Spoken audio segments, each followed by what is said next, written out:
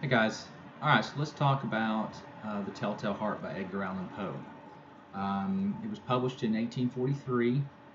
And in the 1840s, mid 1840s, up until his death in 1849, this was really the pinnacle of Poe's writings.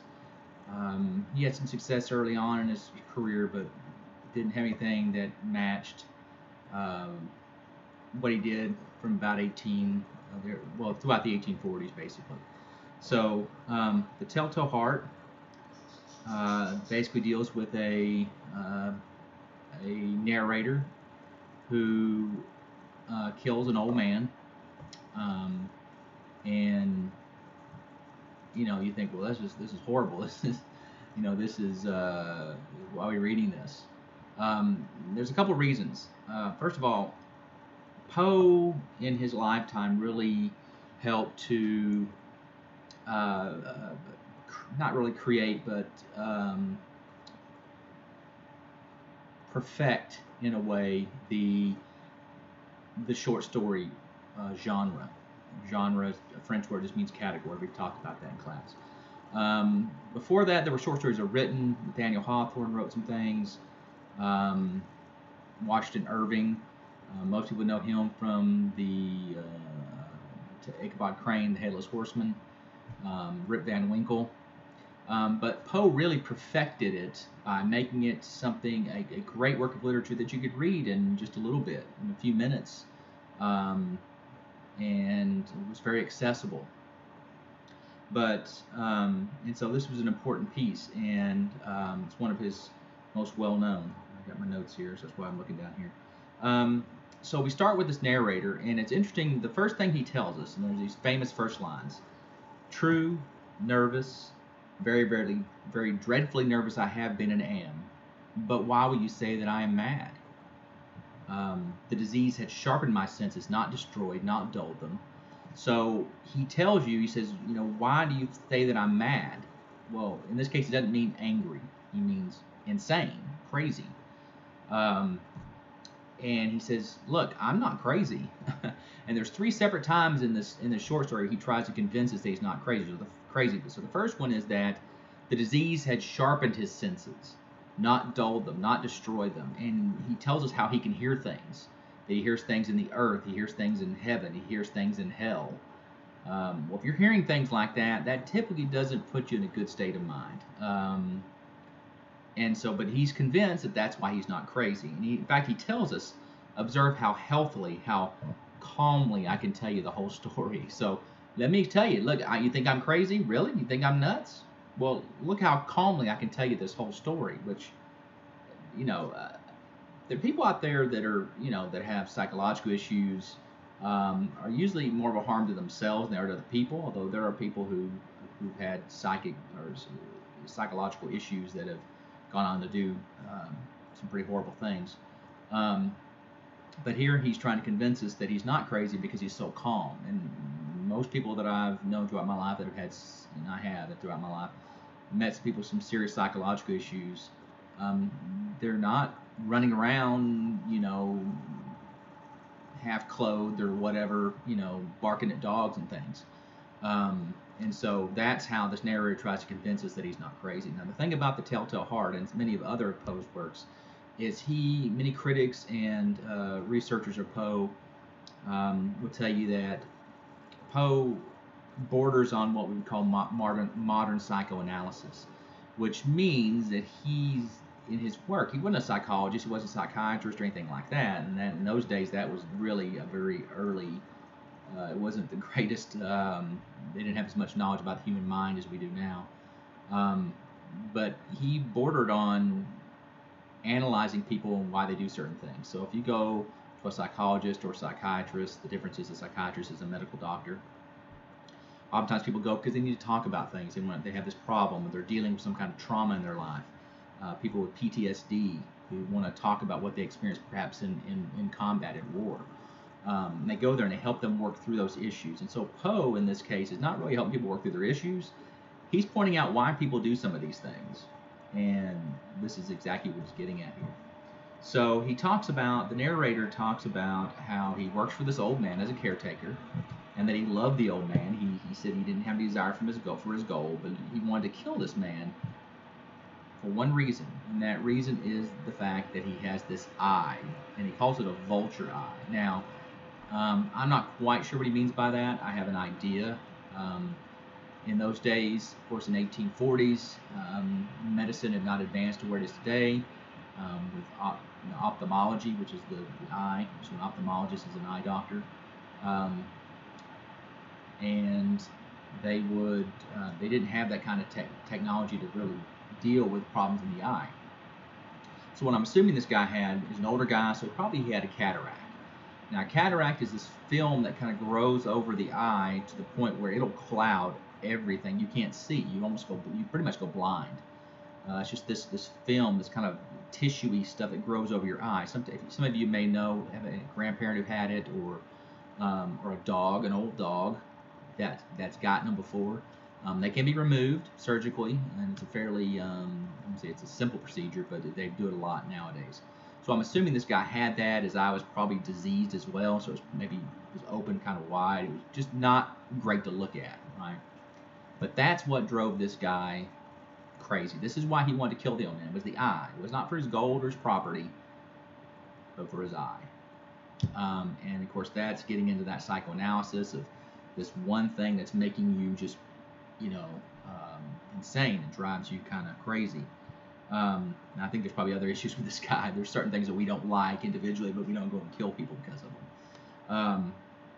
And so this guy, he goes out every night. He goes in at midnight and opens a lantern, and the little lantern opens, a little beam of light lands on the guy's eye. Well, it's always been closed. In fact, this is the second thing that the narrator tells us that to show that he's not crazy, and that is that he says, now this is the point. You fancy me mad. Madmen know nothing, but you should have seen me. You should have seen how wisely I proceeded, with what caution, with what foresight, with what dissimulation I went to work. I was never kinder to the old man than during the whole week before I killed him. You say, look, I'm not crazy because, I can tell you how calmly I can tell you the story, and you should have seen me. I was so good. He had no idea that I was watching him, waiting to strike, and that makes me not crazy. Well, I think it makes you even crazier than I thought you were. But he says this, okay? And of course, he goes in one night. On the 8th night, he does this for a week, and then on the 8th night, he goes in. He was cautious, and as he opened the lantern to let the light shine out, his thumb slipped on the fastening. It's made out of tin, and so it made a clanking noise. And there's Molly back there. Hey, Molly. And made this clicking noise, and so the guy woke up, and he sat up in bed and said, "Who's there?" Right? Well, the narrator doesn't move. And they sit there in that same position for about an hour. Now, it's as dark as pitch, is what it says, which means you can't see your hand in front of your face. Okay? And they sit there for an hour. And as it says here, he says, for a whole hour I did not move a muscle, and in the meantime I did not hear him lie down.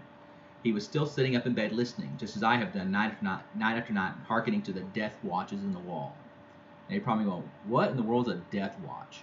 I don't know if any of you guys looked that up. But basically, a death watch, in those days, the houses were built, like if you look behind me, you see the wall, right? Well, there's an outer wall of brick, and then there's insulation put in, and then drywall, and then it's all painted, and then they put stuff on it, it's painted, right? They didn't have a lot of insulation in those days, and so you would get these beetles, and this is real. You get these beetles that would get inside the wood and would bore into the wood, and when the males would try to attract a female, they would make this clicking noise. Now, like, butt their bodies against the wood and make this noise in the walls. So you imagine laying there in bed and hearing that and not knowing what it is. So that's what they call the death watches in the wall. So the narrator, he goes on about the guy. He's starting to get a fear. The old man's starting to fear that something's wrong. And then he opens the tin fastening, the narrator does, and the light shines out. It shines right onto his vulture eye. And at that point, he said he couldn't take it anymore. It chilled the very marrow in my bones. And then all of a sudden he began to hear this low, dull, quick sound, such as a watch makes when enveloped in cotton. So if you take a watch and put it to your ear, you can hear it, click, click, click, right? If you wrap it up in cotton and then listen to it, you can still hear it, but it's really dull, right? Okay, that's what he hears, and he can't take it anymore. He calls it the hellish tattoo of the heart, to the point where he just couldn't take it. It vexed him, and at length he leaps into the room, pulls the old man off the bed, and puts the mattress over him and smothers him. Now you're saying, smother him with a mattress? Yeah, he smothers him with a mattress. Now, mattresses in those days were thick things. They weren't as big as ours because they didn't have springs in them, but they were very thick with material on the inside for comfort, and they were extremely heavy. And of course, he's an old man. He can't fight back, so he smothers him. Okay, so after he kills him, the heartbeat stops. He doesn't hear it anymore, and so he's rid himself of the eye forever, right? Well, this narrator then gives us the third reason why he wants to tell us he's not crazy, and that is that he says, if you still think me mad, so if you think I'm crazy after I killed this old man because of his eye, you will think me so no longer when I describe the wise precautions I took for concealment of the body. The night waned, and I worked hastily but in silence. First of all, I dismembered the corpse. I cut off the head, the arms, and the legs. I then took up 3 planks from the flooring of the chamber, deposited all between the scantlings. So the third reason why he wants us to believe he's not crazy is he cuts the old man up into chunks and puts the body underneath the boards in the floor. Okay. Now, if you live in a newer home like this one, you could have wood floors, but if you pulled the things back, it would just be concrete underneath. Now, a lot of houses in Fort Worth, like around our school, okay, in that neighborhood, are pier and beam houses, which means they have piers underneath and beams that hold the house foundation up. And if you pull that wood up, oftentimes there's a space between that and the floor, the very bottom of the house. So that's what he's talking about. So he put those there to hide, okay? And he's real smart. He had a tub that cut all the blood. There was no spot. There was nothing. It was perfect. About that time, though, there's a knock at the door, and it's the police. They had heard the old man scream, and someone had heard it outside and called. They had sent somebody to the police. They didn't have phones in those days. Sent to the police, and they they were deputed, as it says, to investigate. So they come in. He says, well, I don't have anything to fear. He says, what am I worried about? I was so good at this, they wouldn't have any idea what I did. So he tells them that the old man's out of the country. Here are all his possessions. Here's all his gold. Look, it's all in order. And the police are satisfied. Like, okay. And so most people you think would just say, okay, good night. But no, he invites them to stay, gives them chairs, probably gives them something to drink. I don't know if it says that, but probably did. Okay, and as they're sitting there chatting, he started feeling, I don't want these guys here anymore. And in fact, he was sitting over the very spot where he put the body, right? So then he started hearing this sound, this thump, thump, thump, and it was getting louder and louder. He's looking around because he's thinking, oh, these guys hear it, And he started arguing about different stuff. He'd get up, he'd pace back and forth. At one point, it gets so loud that he's ranting about things. Just looking at my notes here. He said the men chatted pleasantly and smiled. Was it possible that they heard not? Almighty God, no, they heard. They suspected. They knew. They were making a mockery of my horror. He said they knew that I killed him, and they're here just to torment me. And he couldn't. He says, I could bear these hypocritical smiles no longer. I felt that I must scream or die. And now again, hark, louder, louder, louder, louder. So he eventually says, villains, I shriek, dissemble no more. Dissemble means just talk about nothing. I admit the deed, tear up the planks. Here is the beating of his hideous heart.